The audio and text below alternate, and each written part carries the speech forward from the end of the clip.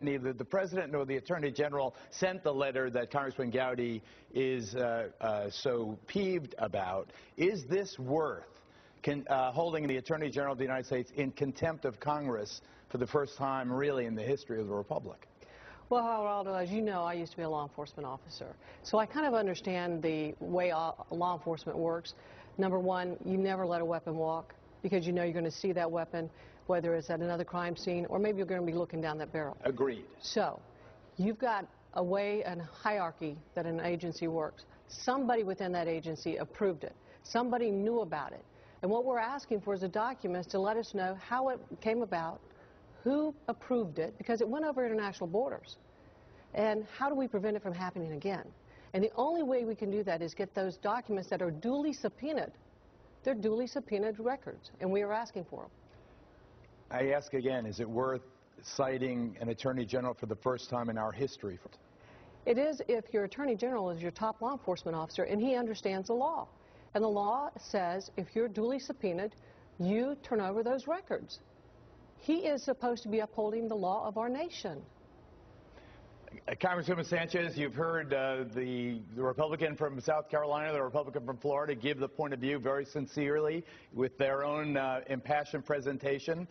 Shouldn't the Attorney General have handed over these documents as the legal subpoena requested?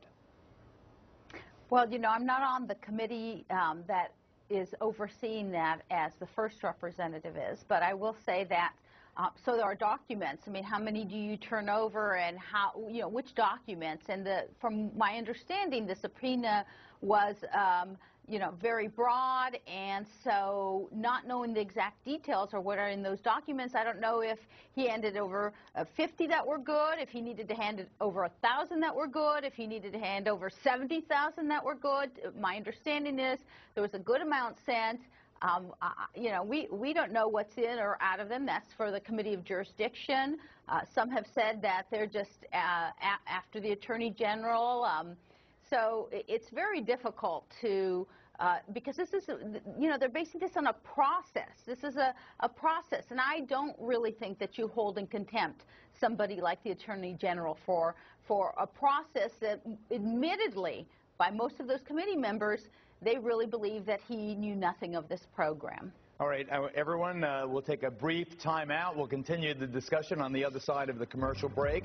Up next, after going almost 3.5 years, why is the President of the United States invoking executive privilege for the first time now?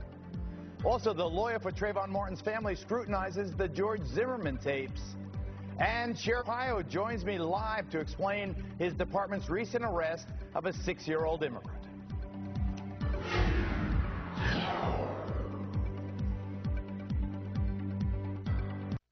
State officials urge complete evacuation. Severe flooding is expected. It's okay. We're ready. When the things that matter most are on the line, make sure we are too. The storm response team at 1-800-SERVPRO. Like it never even happened. Getting your business from point A to point B can be tricky. Sometimes what you need is extra working capital or leasing options. And as one of the top-ranked small business lenders, Regions can make the journey easy. See? So let's talk. All eyes on the Supreme Court for the very latest on the High Court's critical healthcare decision. Stay with our early prime lineup for complete coverage. At 4, it's Neil Cavuto on Your World. Then get insight from the 5. Plus, the latest from the Beltway on Special Report.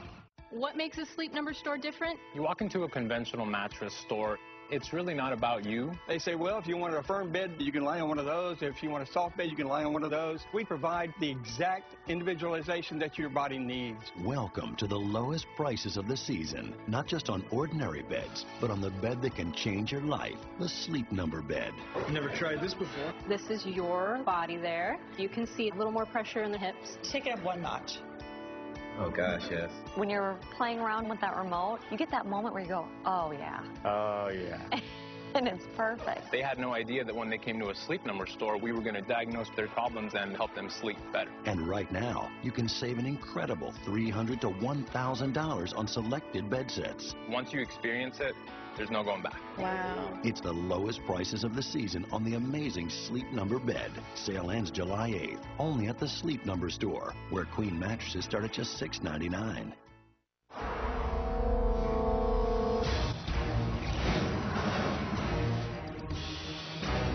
Some mechanics are just determined to find something to repair.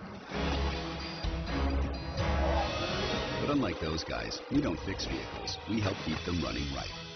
At Jiffy Lube, we offer preventive maintenance and the advanced technology of Pennzoil Motor Oil to help you leave repair shop worries behind. Jiffy Lube. Leave worry behind. Drive in and ask for Pennzoil today. It isn't just your mammogram. It's your teenager's first varsity game. It isn't just your annual exam. It's your daughter's wedding. Did you know with your health insurance you may now have some preventive benefits with no copays or out-of-pocket costs? It isn't just your cholesterol screening. It's all the tomorrows you're looking forward to. Learn more at healthcare.gov. Now is the time for fearless reporting and fair and balanced coverage. Now is the moment to deliver critical information. Now, when it matters most. Fox News Channel. The decision to invoke executive privilege is an admission. The White House officials were involved in decisions that misled the Congress and have covered up the truth. No man is above the Constitution. That's the bottom line. That's the foundation for English law. That's the foundation for the United States law.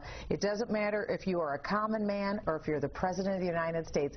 Every American is under the Constitution. And this President is thumbing his nose at the Constitution and acting in contravention and defiance of the Constitution. And we're saying enough is enough. Last week, some compared Fast and Furious to Watergate. Others, though, ridiculed it, comparing it to remember when Republican Congressman Dan Burton shot a pumpkin in his backyard to prove that Clinton lawyer Vince Foster was really the victim of murder? So which is it? Is it ridiculous or is it profound? What do you think? Congresswoman Sandy Adams from Florida, what do you think? Well, I agree with Michelle Bachmann. No one is above the law.